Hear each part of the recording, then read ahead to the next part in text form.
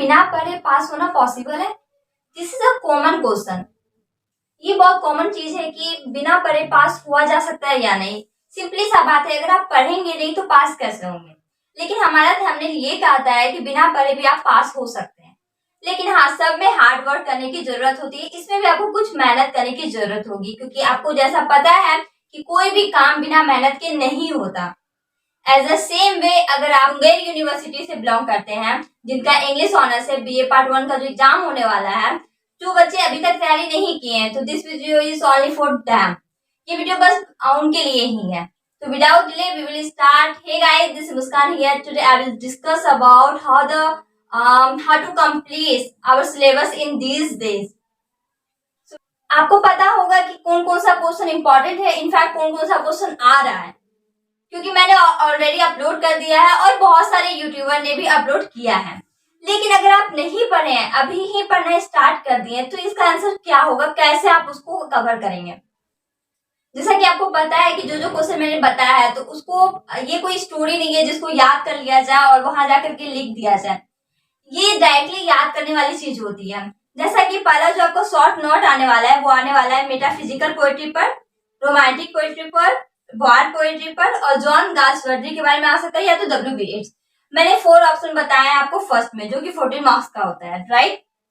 लेकिन प्रॉब्लम ये है कि इन चारों में से कोई भी पढ़ाई नहीं किया गया। लेकिन अब इसको लिखना कैसे है, तो इट्स वेरी सिंपल कि मैं जो भी नोट्स अपलोड करूंगी, ये 2 दिन में मैं सारा नोट्स अपलोड कर दूंगी यूट्यूब पर। आप चेक कर लीजिएगा और उसी से जो भी आपको समझ में आएगा ना, वो पॉइंट आप याद कर लीजिएगा। एग्जामिनर ये देखता है कि आप पेज कितना भरे हैं और आपका राइटिंग कैसा है, और एक क्वेश्चन का आंसर आप कितने पेज में रखे हैं। हाँ जी, एक क्वेश्चन का आंसर आप कितने पेज, हार्डली 4 से 5 पेज आपको भरने होते हैं। 4 से 5 पेज आपको फुलफिल करने होते हैं। टोटल इक्वल जो आता है 32 पेज आता है। तो 32 पेज 3 आवर्स में भरना थोड़ा सा कॉम्प्लिकेटेड हो जाता है, लेकिन 4 या 5 पेज आप भर सकते हैं। बिना पढ़े तो थोड़ा बहुत ज्यादा प्रॉब्लम होगा। तो आप क्या करेंगे, जैसे कि मैंने मेटाफिजिकल के बारे में अपलोड किया है, ठीक है, 4 पेज। तो उसमें से कहीं ना कहीं बहुत ऐसे वर्ड होंगे, बहुत ऐसे कॉमन थिंग्स होते हैं जिसको आप याद कर सकते हैं। अब जो चेक कर रहा होता है, तो उसको बॉन्ड डाइट याद थोड़ी होगा। इट्स नॉट इम्पोर्टेंट कि उनको याद ही हो। जैसे कि मैंने जॉन लिली का ले लिया, तो याद नहीं आ रहा, तो आप कुछ भी डाल दीजिए, दिस डजंट मैटर कि आपका सही ही हो। वो एग्जामिनर के ऊपर डिपेंड करता है कि वो कैसे चेक करता है। फर्क कितना पड़ता है कि आपके पेजेस कितने भरे हुए हैं। तो आप उसको फ्रॉम में करके लिख दीजिएगा कि वो कहाँ से बिलोंग करते हैं। बॉन्ड लिखना जरूरी नहीं है। आप कहाँ लिख देंगे, आप कहाँ से बिलोंग करता है ये लिख दीजिएगा।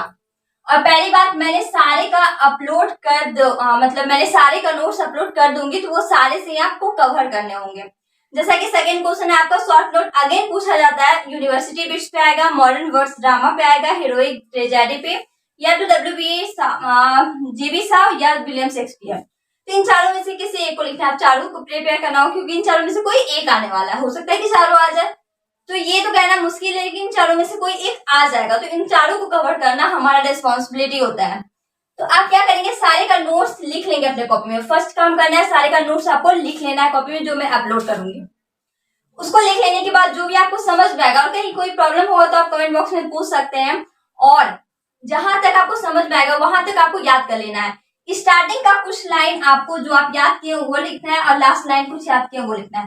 उसके बाद आप मेटाफिजिकल का जो भी पढ़े हो, जितना भी याद किए हो, उससे जो जो समझ में आ गया, क्योंकि यहाँ तक कि बहुत सारे ऑप्शन होते हैं कि वो क्या, क्यों, कैसे है, इसको समझने के, उसको आप इंग्लिश में कन्वर्ट करके लिख देंगे। बीच वाले पॉइंट पे, स्टार्टिंग वाला पॉइंट और लास्ट वाला पॉइंट आपका जो मैं लिख करके दूंगी, या फिर आप जहां से पढ़ाई कर रहे हैं वो वाला जो भी दिया गया होगा प्रोवाइड नोट्स, आप वहां से पढ़ाई कर लेंगे। उसके बाद क्वेश्चन आता है ऑब्जेक्टिव। ऑब्जेक्टिव भी बहुत सिंपल है। ऑब्जेक्टिव में बहुत सारे इंपॉर्टेंट मैंने बताया भी है, और जो आप स्टोरी जानते होंगे बस उसी से आता है। शॉर्ट नोट आ सकता है 18th सेंचुरी इंग्लिश प्रोज पर, गॉथिक नॉवेल पर, वुमेन नॉवेलिस्ट ऑफ विक्टोरियन पर, या फिर एक इंपॉर्टेंट है कि वर्नस लॉ। हाँ जी, आपके जो एग्जाम में वो वर्नस लॉ आने वाला है, तो वर्नस लॉ को आपको याद करना होगा। जो भी याद है आप वो वहां लिख दीजिएगा। फिर आ सकता है आपका इंडियन इंग्लिश के बारे में, ब्रिटिश इंग्लिश के बारे में, अमेरिकन इंग्लिश के बारे में, इंटरनेशनल लैंग्वेज के बारे में।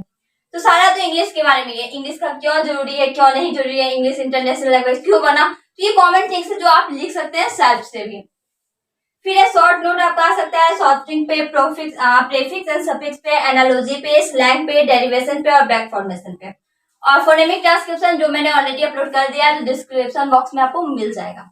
पहला काम करना है आपको सारे नोट्स को कॉपी में राइट डाउन करना है, उन सारे को प्यार से पढ़ना है।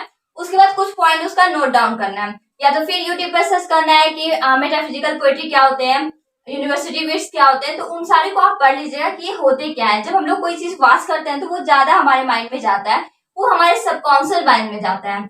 तो आप जो भी याद करेंगे बस उसी को एग्जाम में लिख करके आना है। पासिंग मार्क्स से ज्यादा भी आपको आ सकता है, क्योंकि पास होने के लिए आपको चाहिए 45 भी चाहिए पेपर 1 में, और पेपर 2 में भी 45 चाहिए होता है। अगर 45 से कम आ जाता है तो आप क्रॉस कर जाएगा। 45 आता है तो इनफैक्ट अच्छा मौका है, आप नोट से ही पढ़ाई कीजिए, नोट से याद कर लीजिए, क्योंकि अभी टाइम है, कुछ दिन ही है लेकिन है टाइम।